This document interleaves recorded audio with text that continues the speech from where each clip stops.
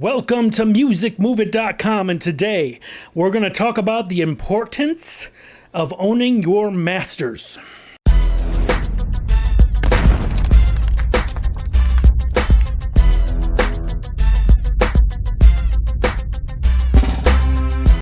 Master recordings. Now, when you get signed to a major record label, they will generally want to have full control over your master recordings and the copyrights of those recordings. Now, it's pretty common, and it's always been a problem with artists down the line if they want to leave the label. Now, there are some exceptions, such as like if a major artist switches labels, sometimes they're able to bring their masters with them, or you've heard stories of people buying out their previous label, like the new label will buy out the old label to get those masters. Things happen like that. But generally, the record label will want to keep these master recordings and the copyrights to them.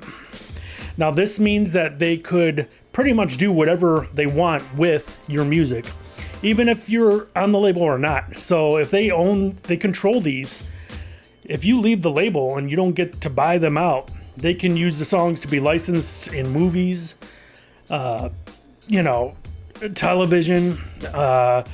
soundtracks, things like that. They can even put your songs on greatest hit CDs. And if you're in a bad deal and they own the publishing and all that, they get all that money, even if you're not on their label, because they control the masters and the copyrights. So what does this mean for you?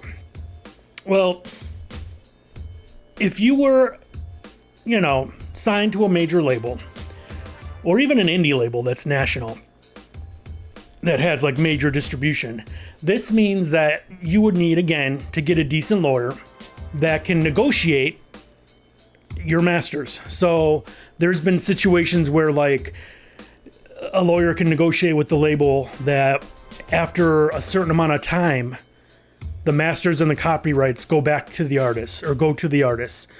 And this is pretty common as long as you get it in your contract from the jump. Not all labels want to do it, but some are like, fine, that's totally cool. And it can be negotiated. So, I don't know, let's say you sign to a major label and they're like, we want you to do 5 albums and we're going to keep the masters and the copyrights for 10 years. After 10 years, it reverts to you. And that's kind of nice, whether it's 10 years or less, because say you are on one label and maybe they dropped you, or they released you from the label, or you wanted to leave. Like you recorded your 5 albums, the contract's basically up, and you want to switch to another label. If you have that in your contract that after a certain amount of time, the masters come back to you, and the copyrights, it gives you power to go to a new label because they see that, okay, he's going to get his masters and the copyrights to all his past catalog. So it's more valuable for you and for a label looking at you to potentially sign you from another label. So they'll be like, oh, he gets his masters soon. We can use his masters as the back catalog. It just depends how the new label wants to deal with you. So basically, the label needs to make money. They put money into promoting you and things like that. So that's why they want control of the masters, so they can make money how they see fit to recoup anything. So, but of course, it's best to get it back. So if you ever get signed, try to get a clause, or try to get the label to give you your masters. Either they probably won't give you to own them unless you're a major, huge act, but to get them to come back to you, so the past label won't own them anymore. So what does this mean if you're a label owner and you have your own artists? Well, like I said, if you're going to sign other artists, be fair. Be as fair as can be, because especially if you have good artists that do well on your label, you don't want them pissed off. You want to keep these labels because they're the money makers. You want to keep these artists because they're the money makers. If you treat your artists good, they'll want to stick around. So give them deals where maybe you have the masters for a certain amount of time, like I said. But that's basically the gist of masters. It's important to have them. But if you are essentially an artist on your own label, you don't have to worry about that because you own everything anyway that you do. So, but yeah, that's how it works. It's important. I'm sure many of you know that, but I want to drill it into the heads that don't. This video, though, is sponsored by www.musiccontractshub.com. Just talking about contracts, how important they are.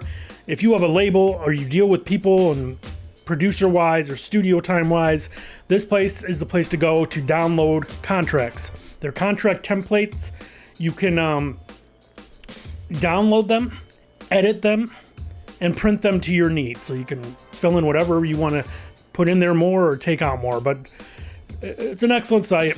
There's many different kind of contracts, from like licensing contracts, publishing contracts, producer contracts, studio time contracts, and more. It's www.musiccontractshub.com. Check it out if you need contracts. If you like this video, give it a thumbs up.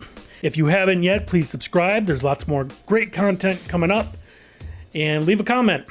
Give me some feedback. What do you think about the masters situation, owning masters? Do you own a label? What do you do for your artists? Let me know in the comments. I'm actually curious to hear. It's great interacting with you all when in the comments because it's people from all over the world. I'm in Florida, and it's nice to hear from people in the Midwest and the West Coast and things like that. So please keep the comments coming. If you have a question or if you just want to make a comment on something or how you've dealt with things that of the subject that we're talking about. So thank you so much. Please subscribe, and I will see you next video.